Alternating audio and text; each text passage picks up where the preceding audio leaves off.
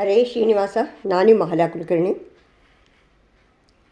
ಭಗವದ್ಗೀತೆಯ ಅಖಂಡ ಪಾರಾಯಣದ ಕಾರ್ಯಕ್ರಮವನ್ನು ನಮ್ಮ ಧ್ಯಾನಗಮ್ಯ ಸಂಘದಿಂದ ನಡೆದ ಕಾರ್ಯಕ್ರಮ ನಿಮ್ಮ ಮುಂದೆ ಇಡ್ತಾ ಇದ್ದೀನಿ.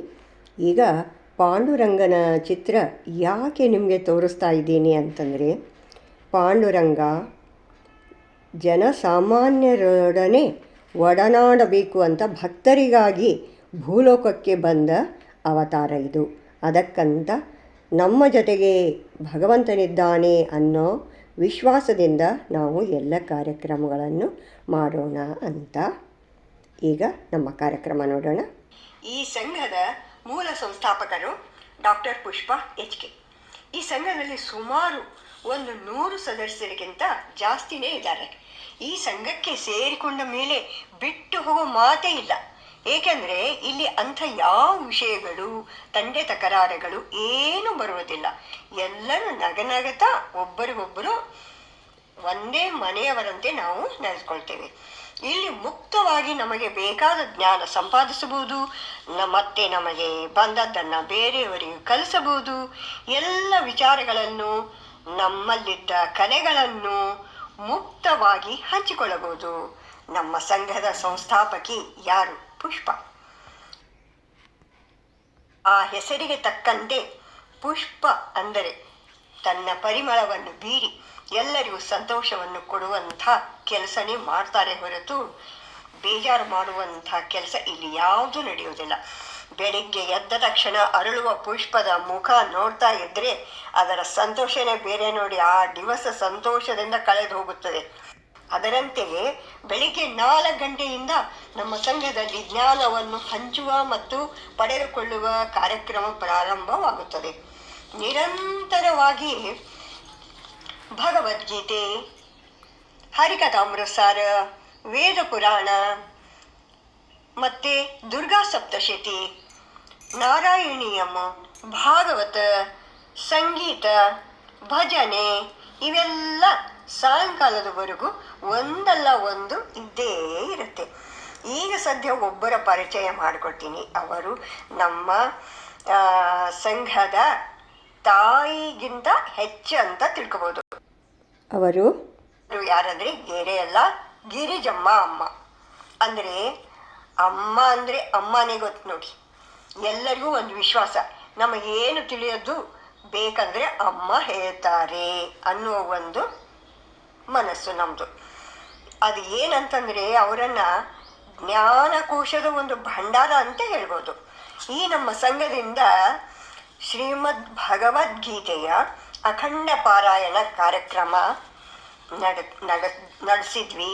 ಅದನ್ನು ನಿಮ್ಮೊಂದಿಗೆ ಹಂಚಿಕೊಳ್ತಾ ಇದ್ದೀನಿ.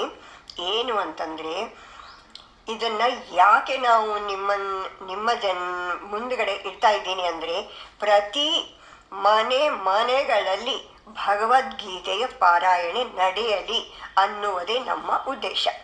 ಈಗ ದೀಪ ಬೆಳಗುವುದರೊಂದಿಗೆ ಭಗವದ್ಗೀತೆಯ ಪ್ರಾರ್ಥನೆಯ ಶ್ಲೋಕವನ್ನು ನಮ್ಮ ಗಿರಿಜಮ್ಮ ಅಮ್ಮ ಹೇಳ್ತಾ ಇದ್ದಾರೆ.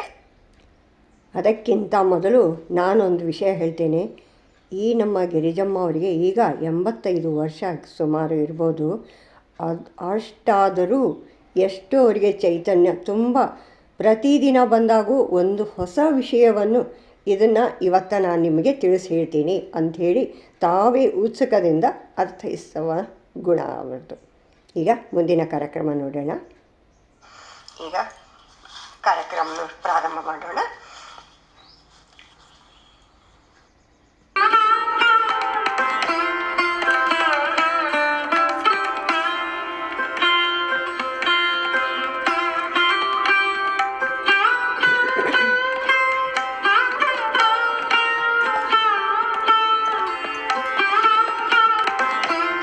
ज्योतिस्तव भानुमानहनिमे रात्रौ प्रदीपादिकं स्यादेव रविदीपदर्शनविधौ किं ज्योतिराख्याहि मे चक्षुस्तस्य न मीलनादिसमये किं धियो दर्शने किं तत्राहमतो भवान् परमकं ज्योतिस्तदस्मि प्रभो।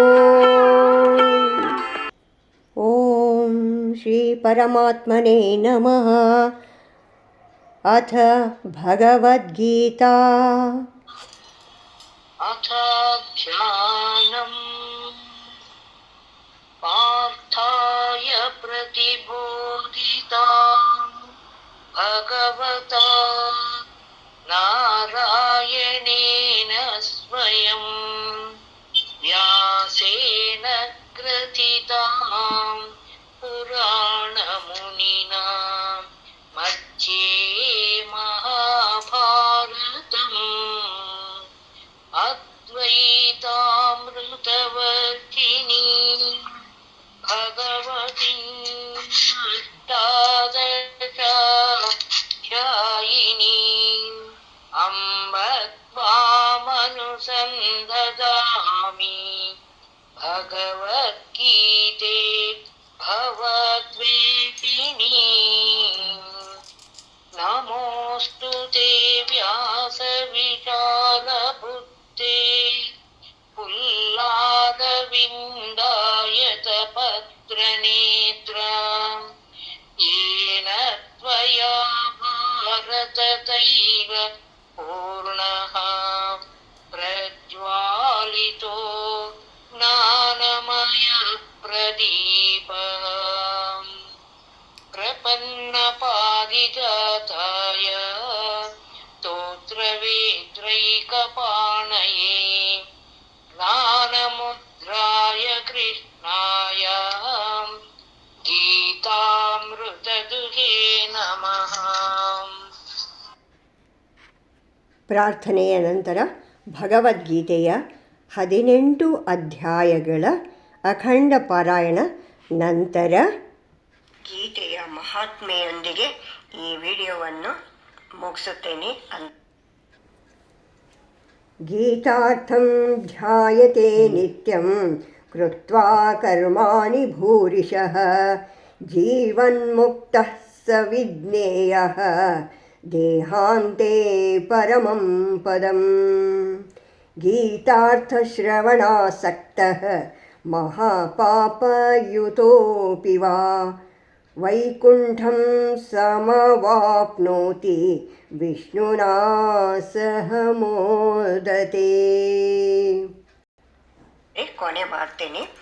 ಮುಂದಿನ ವಿಡಿಯೋಗಳನ್ನು ಅಂದರೆ ಪ್ರತಿಯೊಂದು ಅಧ್ಯಾಯಗಳನ್ನು ಒಂದೊಂದಾಗಿ ನಾನು ನಿಮ್ಮ ಮುಂದೆ ಇಡ್ತಾ ಹೋಗ್ತೀನಿ.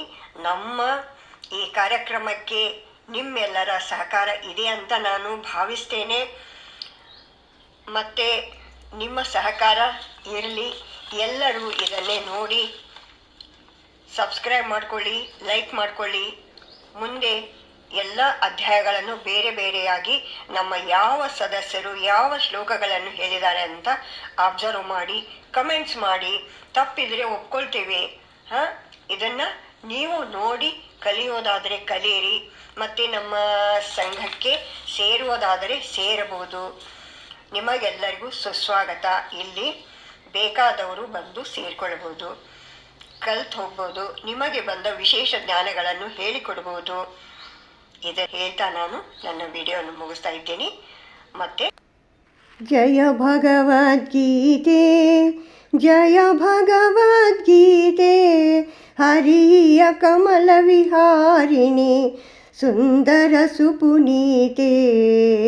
ಓಂ ಜಯ ಭಗವದ್ಗೀತೆ.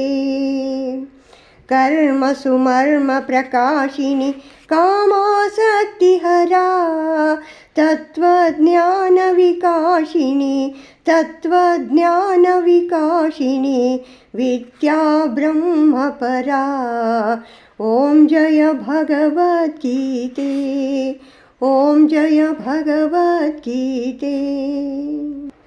ಭಾರತೀ ರಮಣ ಮುಖ್ಯ ಪ್ರಾಣಾಂತರ್ಗತ ಶ್ರೀಕೃಷ್ಣಾರ್ಪಣಮಸ್ತು.